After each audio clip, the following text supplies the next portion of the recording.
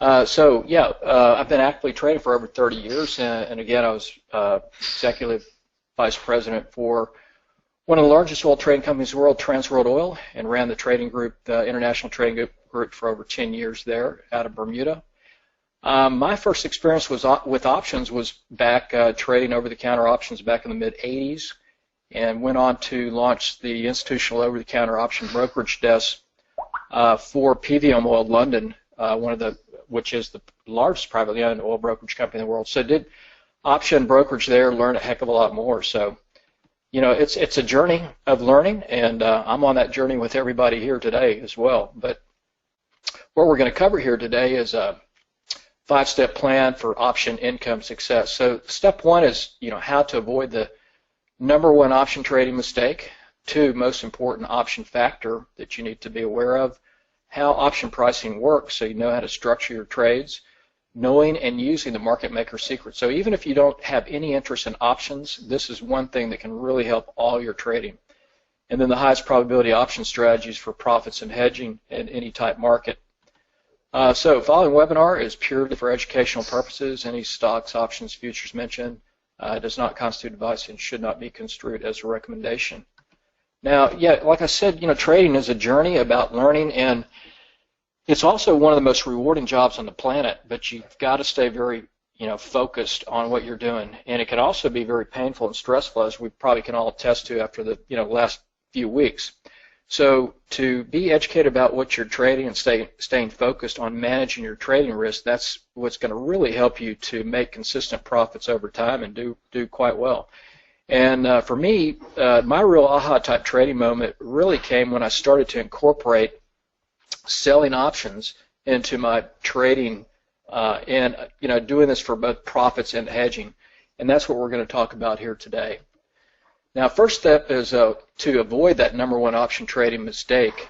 And option trading has so many more advantages than trading stocks, but as you probably know, it can also be a bit more complicated as well.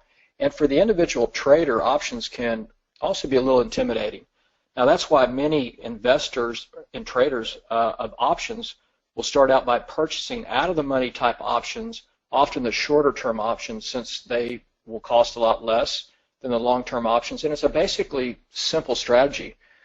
So, for example, out-of-the-money calls or options in general are going to be especially popular because they're cheap and seem to follow the old Warren Buffett paradigm that we've kind of all grown up with, and that's let's buy low, sell high. But is this always the best option strategy?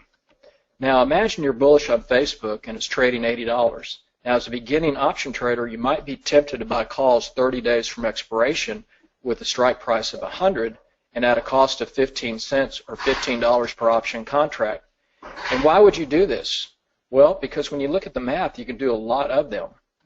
So if you were to purchase 100 shares of Facebook at 80, that would cost you $8,000. But for that same 8,000, you could take that and you could buy 533 contracts of the $100 calls and control over 53,000 shares. Well, that's pretty mind-boggling when you look at that kind of leverage. Now you imagine that Facebook was to hit $101 within the next 30 days, and those 100 calls are now trading at $1.05, which is $105 per option contract just prior to its expiration. Well, you do the math on this and you can see that you'd make over $47,000 in 1 month. Now, at first glance, this kind of leverage is awesome, but don't let this glitter fool you, because not losing money is just as important as making money, and especially when you're in a really kind of a market like we are in, high volatility. So one problem, again, with short-term out-of-the-money calls is that you not only have to be right about the direction the stock's going to move, but you also have to be right about the timing.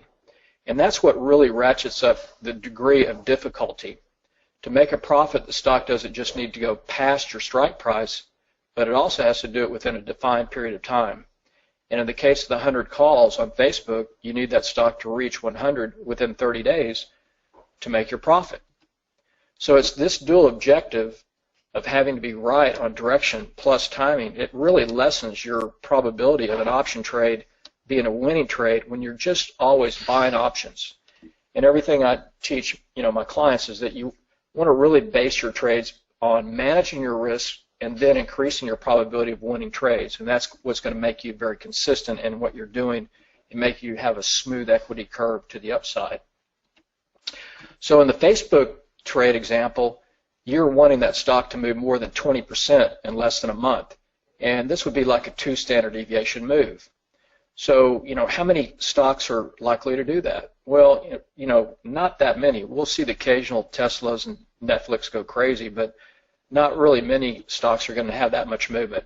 So in all probability, the stock would not reach the strike price and the options would expire completely worthless. So based on probability, and we can theoretically measure probability using the standard deviation with options, there's only about a 5% chance for this stock to reach 100 to 101 by expiration. So in order to make money on the out-of-the-money call, you either are out-of-the-money options in general, you either need to be out with the market or get plain lucky. And we used to always kid around on the trading desk that there was an old blues song, and one of the lines in it was that if I had no bad luck, I'd have no luck at all. It kind of pretty summarizes it all, doesn't it? Now, also being close means no cigar. So imagine Facebook was to, go to 90 during the 30 days of your lifetime of the option. Well, you could pat yourself on the back that you're right about direction, but since you're wrong about how far it would go within that specific time frame, you'd still lose your entire investment. And this is just, outright painful. So based on this trade example, a better goal, in my opinion, for every trader is to select trades based on what provides the most consistent positive returns and not just that one-time big home run. And consistency is derived from making high probability trades based on really good, high reliable data and facts. So where there's a big disadvantage, such as the one you saw in this option buying scenario, you can usually just look at the flip side of the coin and see an equal and opposite advantage. So in this case, being a seller of options gives you that huge advantage over being a buyer. All the pros know this and take advantage of it, and you can too. So as a seller, all the things you saw in this example are the same, but they're going to be in your favor instead of against you. And there's a really great interview that was done by Tastytrade with Karen the Super Trader. So Google Karen the Super Trader Tastytrade and watch the interview. But it's basically a lady that started out with her nest egg, and she constantly spent a lot of money on option courses and stuff and was buying options, constantly losing. So finally the lights came on to her that, hey, well, if I just took the other side and sold options, I could probably do a lot better.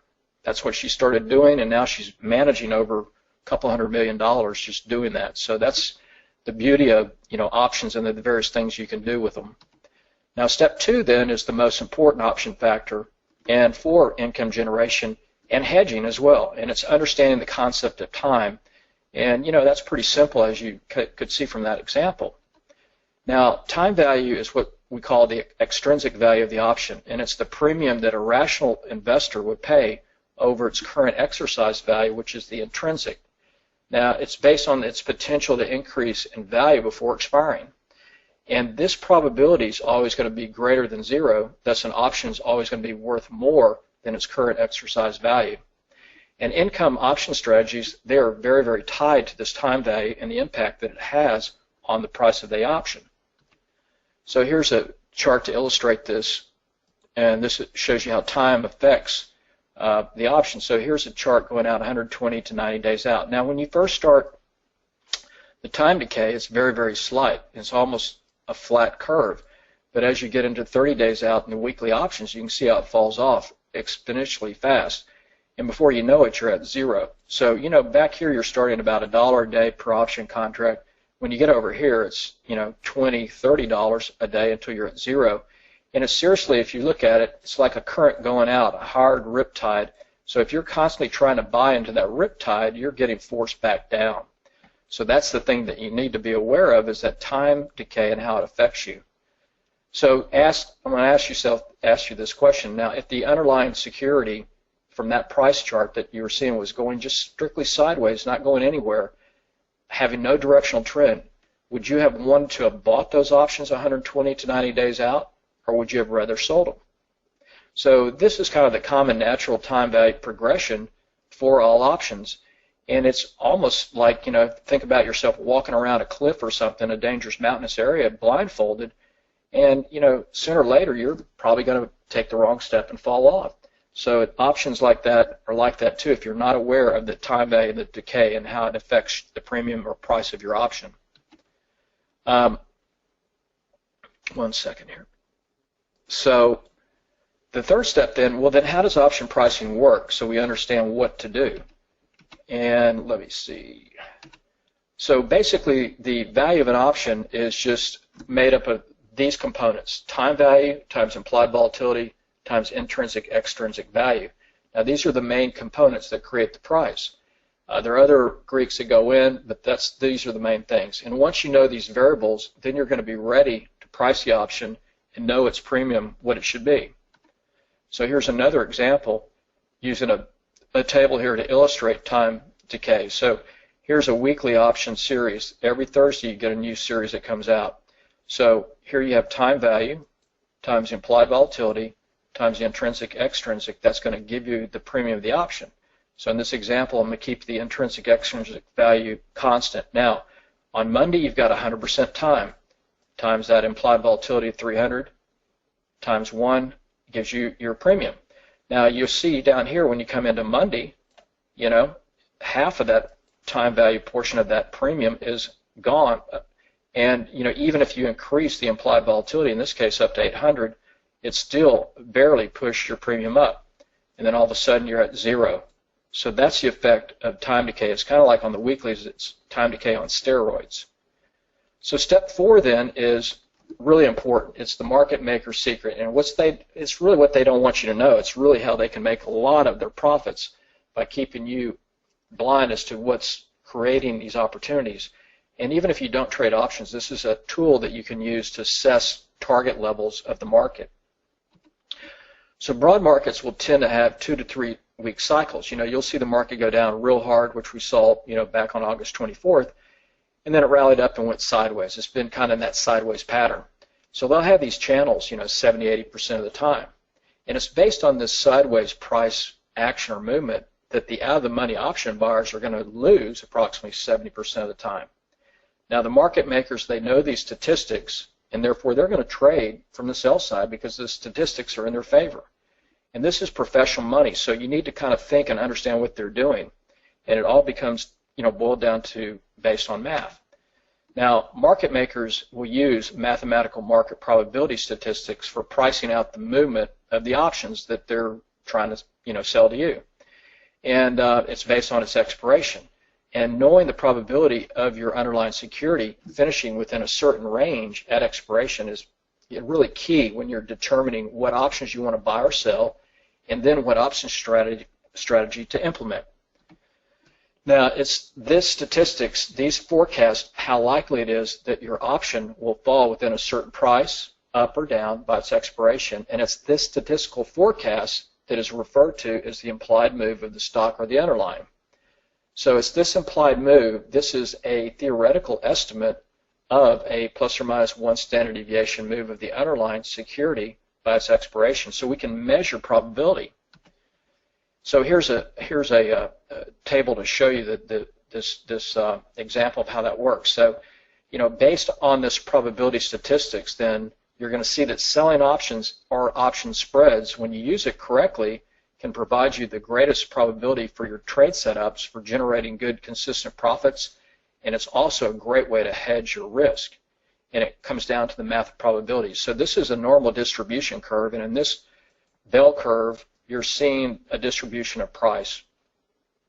So what you're seeing here is you're given the input here on Google. On your option chain, you're going to be given the implied move, and here it's plus or minus 4%, days to expiration, 10 days. Now, option pricing always starts at the money, so that's going to be the top of this bell curve. At the money is where all the demand supply is. Once this price is determined, then the outer prices are determined for the calls and puts. That's called your option skew. So in this example, the expected move right here is 4% down, 4% up in 10 days. So it's telling you the probability is for Google to trade between $480 to $520. Now, from that point to that point, that is a 1 standard deviation theoretical move, and that equates to 68.2% probability. So the probability is close to 70% that by 10 days, Google will still be trading inside 480 to 520. That's the high probability sweet spot. So if you can, if you look at the tail down here and you were to go out and buy 550 calls, you can see that your probability of that being in the money at expiration is only about a 2% chance. So as you go further and further out, your options are getting cheaper because your risk is increasing. So you have to get paid for that risk. So, if you're paid 10 cents, but your probability is only maybe 2% is going to get there, you better get a good return on your investment for taking that risk. So that's how it works. And then you can use this for so many different ways. So, trading is a business of probabilities, and to be successful as a trader, you need to focus on controlling your risk first. And one important step is to know what the winning probability of any trade is that you're taking. And another really simple and free tool that you can use to do this is the option delta. So it's one of the Greeks, but it's a really good tool because what it does, it can help you. Well, first off, it'll tell you the value of your option based on how long or how much the underlying actually moves. So it does that. That's step one. Now, the other thing that it can do, which is really helpful, is that it's also used to measure the price probability, a price move probability of the underlying itself. So it's a really quick back-of-the-envelope way to measure probability of a certain price. Now, here's another example to show you. If you had an option delta on your option platform that says 68 to 70%, 68 to 70, excuse me, that's going to equate to that strike having a 68% probability of being in the money at expiration. And then an option delta of plus or minus 16, if you look at that, that's the equivalent of that outside one standard deviation point here and here. And that's also equates to only a 16% chance, theoretical probability of being in the money at expiration. So this is how it can help you. If you buy that, you know what your probability is theoretically. Or if you sell it, you know what that probability is theoretically. And here's how to take it one step further so it can make you understand a little bit easier. This is a one standard deviation move on thinkorswim using the option analyzer to show you how this supports using the option delta. So here's the Google trade at 682.45. You're given the day's expiration here 22 days. Your expected move is here plus or minus 34. Now, you can set on your analyzers, you can set standard deviations called price slices. So I come down here, I set it for one standard deviation up, one standard deviation down. Plug in these inputs, boom, crunches out the numbers. One standard deviation up here is 622.28. One standard deviation is down is 542. Now, if I don't want to go through this whole regimen every time, I can just come to my option chain, go to the strike, and you'll see here when I come down to 620, which is this 622, I come over here, what's the option delta? 18.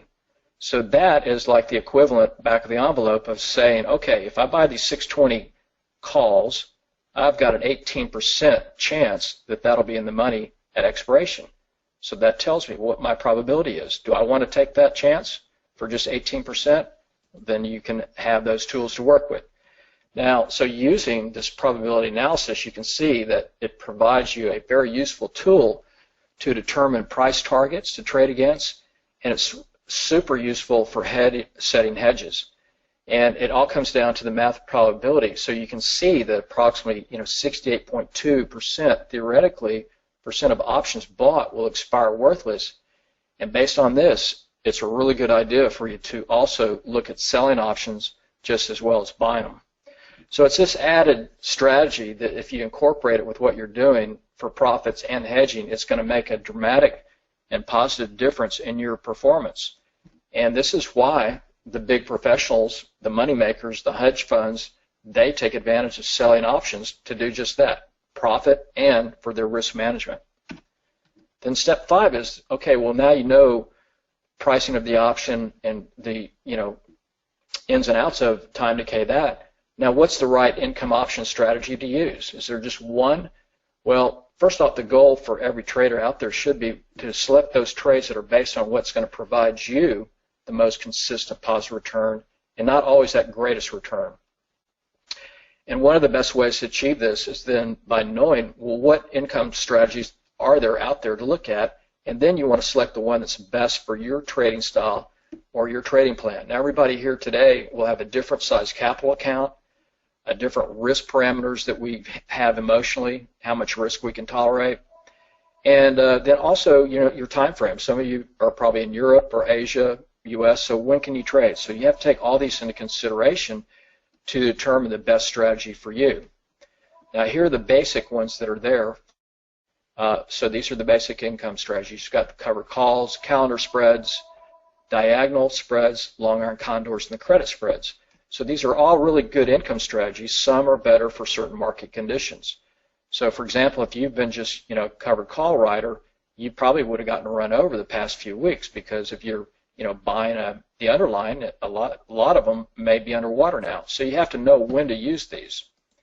Now, for me, my favorite one of these is the credit spread, and it's for 4 primary reasons. 1, they can work regardless of market direction. 2, they almost always work even if you're wrong.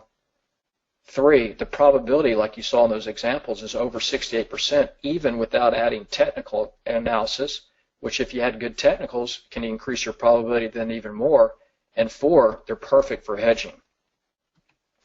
So there are 3 types of these credit spreads. You've got the bear call credit spread, bull put credit spread, and the long iron condor. Now, the bear call credit spread is your bearish strategy. If you think the market's going to go down, basically you're selling one call with a lower strike and buying another one with a higher. That's your hedge. So you've got a capped amount of return, but you also have a capped amount of risk. Now, then you've got the bull put credit spread, and that's the strategy you use if you think the market's going to go up. And it's basically selling a put with and then buying another put lower as your hedge. So you're hedged on these type of selling strategies.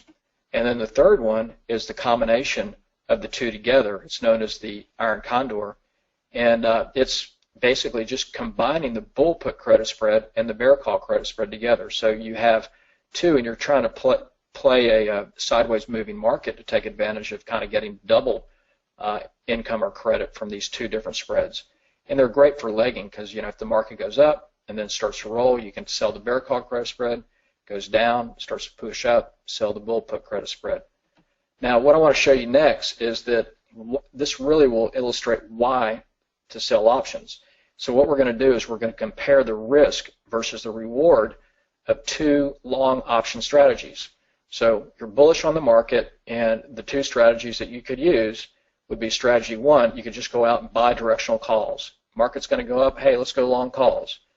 Strategy 2 is a little bit more protective, defensive, and it's okay, market's going to go up, but I'm going to go sell an out-of-the-money bull put credit spread. I still think it's going to go up, but this is a more defined risk type strategy, higher probability type trade setup. So here's what it looks like. So strategy 1, you buy win. You're going to buy wins trading at $207. So you're going to buy the 207 calls at the money at $11.40. That'd be $1,140 per option contract. Now, the good thing about this is also defined risk, because your at risk is the amount of premium paid. In this situation, $1,140. You've got unlimited upside potential, so it's great. If you nail the market and goes up, you make a ton of money. But this also might be a lot of money for some of the smaller option traders. Now, second strategy is also bullish option strategy. You're also bullish on the market, but in this one, you're going to sell the 187, 182 out of the money bull put credit spread. And so you'll see that in the next few slides that you were able to do this and sell it below the prior low of 189. And also when you put the trade on, it was a 9.5% below where Win was trading at 207. So now we're going to compare these 2 strategies, the risk to reward. So strategy 1, John went out and he went long these calls. So he paid $1,140 for those 207 calls. Now, the market looked fantastic, went straight up, but as we've seen so often, the market goes down like a waterfall. And then John opens up his P&L. The market now on May 8th, right here, is trading at 196. He opens his P&L up and he's shocked. He's down $583, and that's smarts. Now, a few days later, the market finally pushes back up. He's nervous as a cat on a hot roof. And on May 21st, right here, it's trading at 205. So he's, got a sigh of relief. He opens up his account, looks at his P&L, but he's still down $518. Not much of an improvement. So that's a real bummer. Now, on the other hand, Sarah, she did the same trade, but she did it with a bull put credit spread to get more defined high probability. And so what she did, you can see the low right here, 189, wins trading right here. She went out and sold a bull put credit spread. So she sold the 187 put way down here for her protection. She bought the 182 below it. So it's a $5 wide spread here. Now for doing that, she was able to get a $130 credit. The spread is 500, so the difference is 370. So she keeps that 130.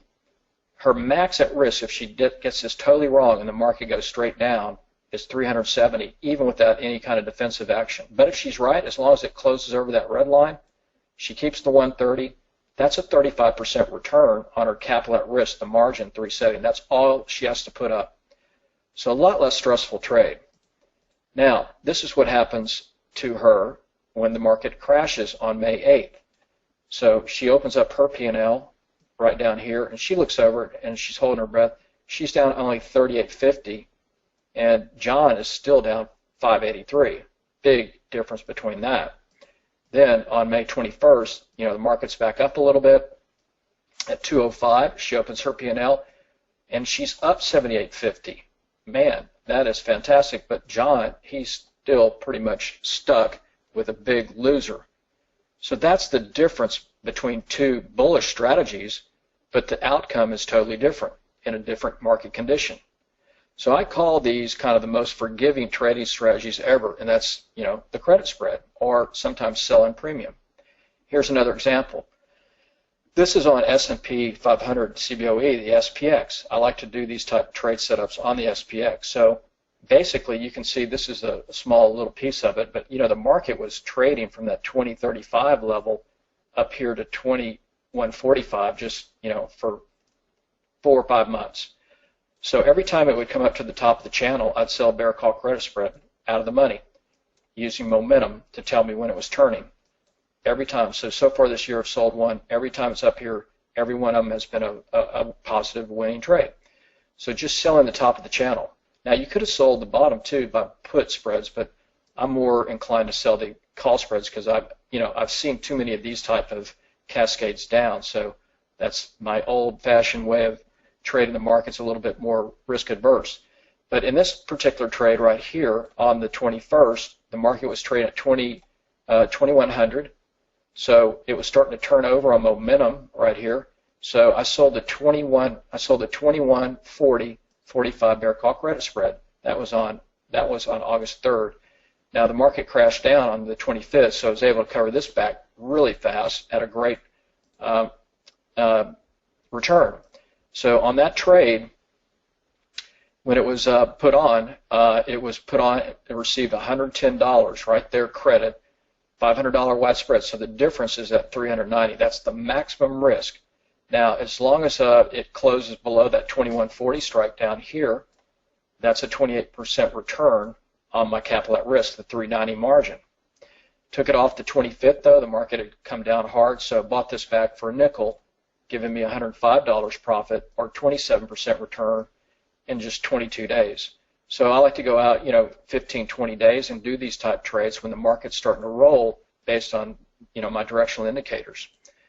So here's what it looks like when you look at it on analytics. You can see this is selling that 2140, buying the 2145, $110 credit. You do 10 contracts, that's over $1,000. So whatever you do, but it's still good money, and it's a lot less stress on your trade.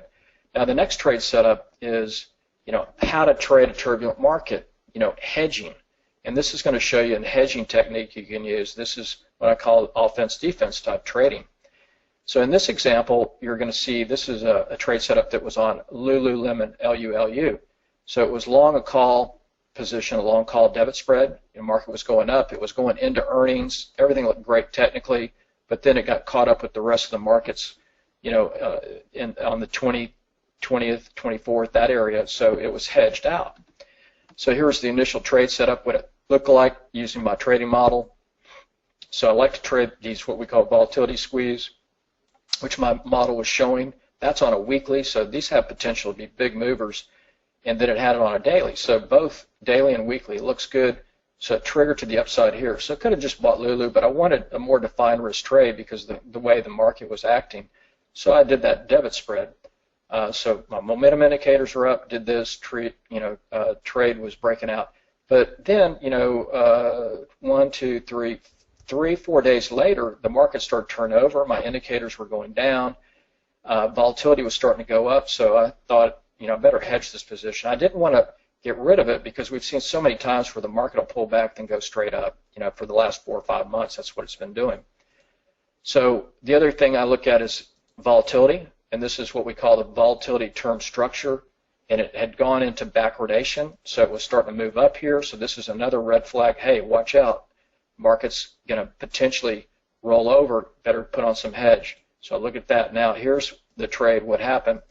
So the entry was on the 17th. It was just doing the 65, 67.5 long call debit spread, $120. That was the maximum risk. So not, too much, not any big deal, but it's still $120. Now on the 20th, the market started to show signs of breaking down.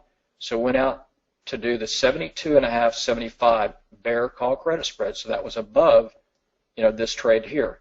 Now that was trading at $38. You could collect $38, but to do a little bit more aggressive hedge, you could do it 2 times, which would give you $76 credit.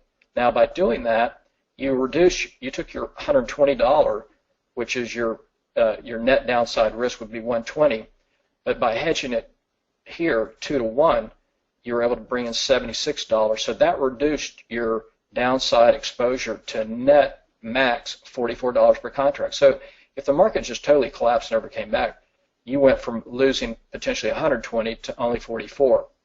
Now on the 24th, it crashed down with everything else, down 13%. That debit spread was down at 80, minus 80, the 121, but it spiked up the next day because it got so oversold, so it was able to buy back that hedge at $18. Now by doing that, you collected in, you brought in 76, you bought that credit spread back at 18, so you made $58 per contract. Now that's your adjustment. So you just take then your original $120 debit spread less that adjustment of 58 you made. So now your debit spread adjusted price is 62. Now on the 3rd of September, Lululemon continued back up, sold off that 120 spread for 128, so that would have made $8 there. But by doing the adjustment, reducing your cost down to 62, the profit was $66 or 106 per return on your capital. So these are ways that you can incorporate using these credit spreads to your advantage to take advantage of markets that are starting to move over. So some of the other tools that I use are dollar trend indicators. So when it spikes, it's usually a good contrarian indicator. It has spiked up. So that was also a good sign. Hey, go ahead and cover in that credit spread there. Stay long the other thing, and you might have a shot back to the upside. And that was the situation. So here's what it looks like. It basically turned into your long call debit spread into a Condor. So you're long a call debit spread here, short your Condor, short a bear call credit spread here. So the original spread 120. Your credit received on that hedge, $76. Your net debit adjusted price then went to 62. So when Lululemon came right back up, it went to 66.50 right here. Took off that trade, and you got out of that for 128. Your cost was 62. You made roughly over $60 a contract for that trade, and a lot less stress. So that's the beauty of incorporating options, selling options into what you're currently maybe already doing, either long stocks, long ETFs, long anything. So it's a great way to perform in a really turbulent market or any kind of market. So that's what I wanted to share with everybody here today. If you've got a few minutes, take a look at some feedback from some of my clients, since most of you don't know me, and I think it'll be worth your time.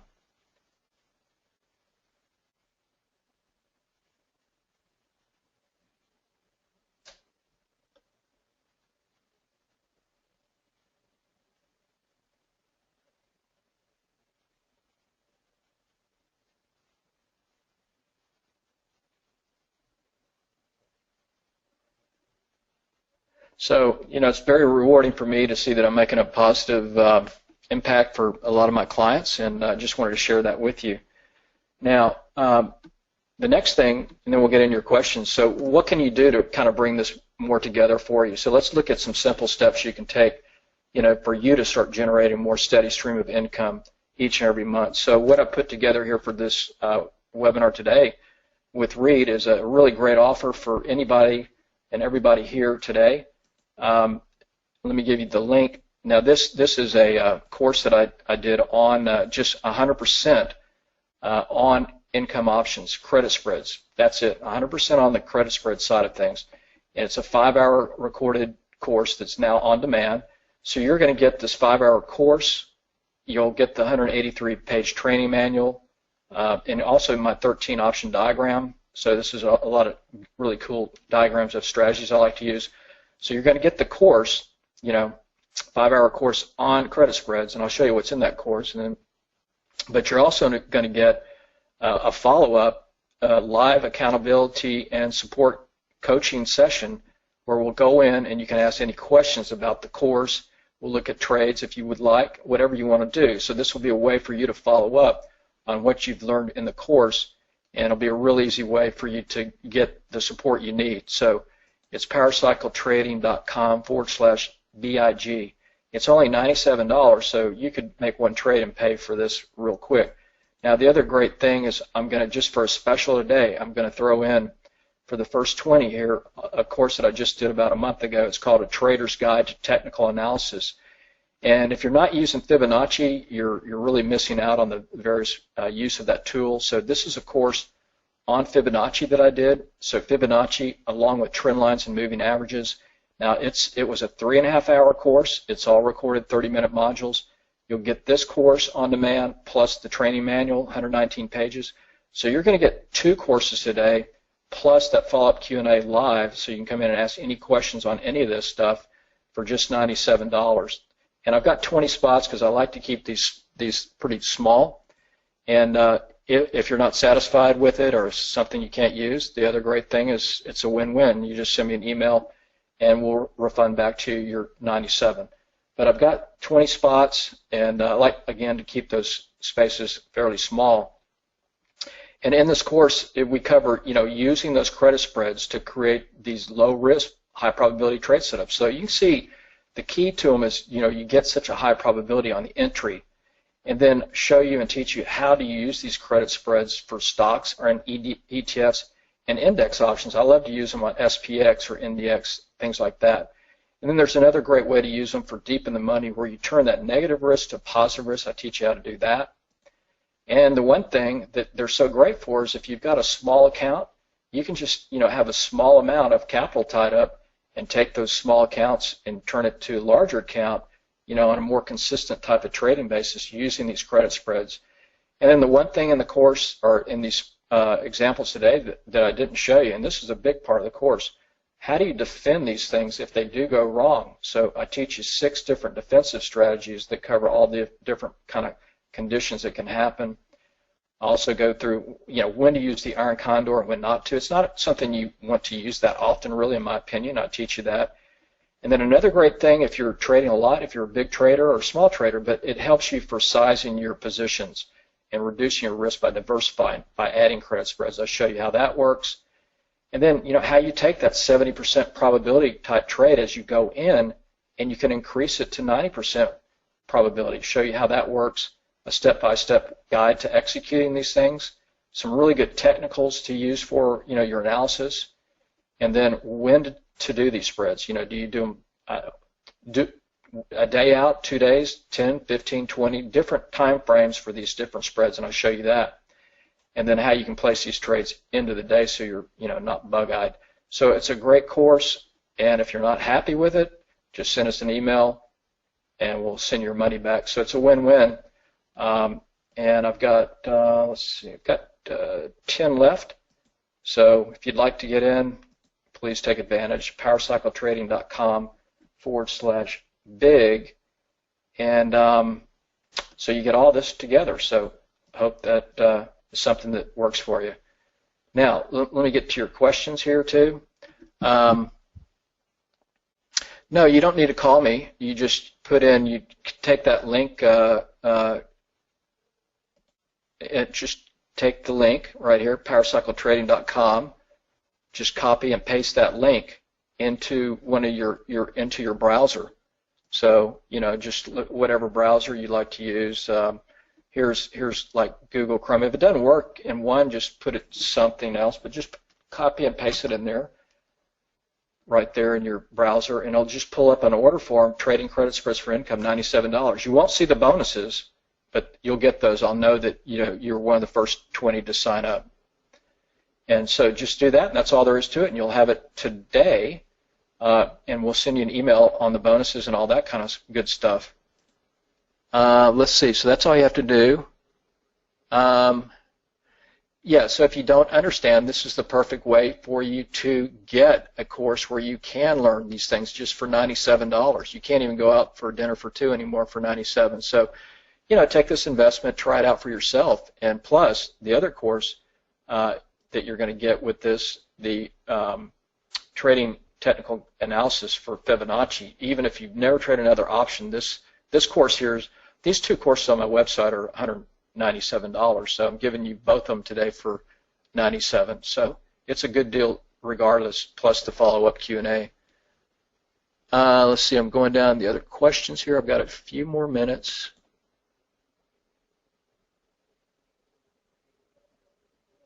So question is, how is it that the expiration markets move to make sure most options expire worthless? Well, you'll see when you look at open interest a lot of times, there's a lot of big plays that are placed on certain strikes. And so the big money sometimes will try to protect those strikes to make sure they're not exercised. So that's one thing. But when you learn how to do the expected move, which is taught in this course, then you can go out and know how far to go out where you're going to be the one that's not getting exercised. You can take advantage of the markets. So that's the beauty of the credit spreads. They're selling option premium, which is that Karen the Super Trader. Make sure you check out that interview with Tastytrade. You'll see you'll get a lot more input on how that works. Okay.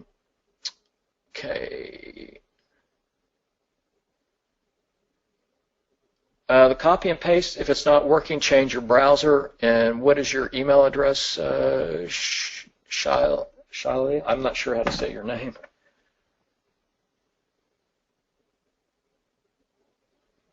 Okay, hey, thanks, Michael. Michael just signed up, no problem. So maybe change browsers, or maybe you have a large cap or a dot in there or something. So what is your email address, Sheila, and I'll send you the link. But otherwise, I will not know how to get it to you. Or you can send me an email at. Oh, okay. Let's see. Let me make sure I've got that. Okay.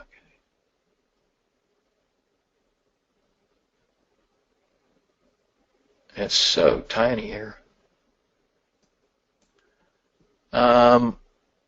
S-H-E-I, is it two L's?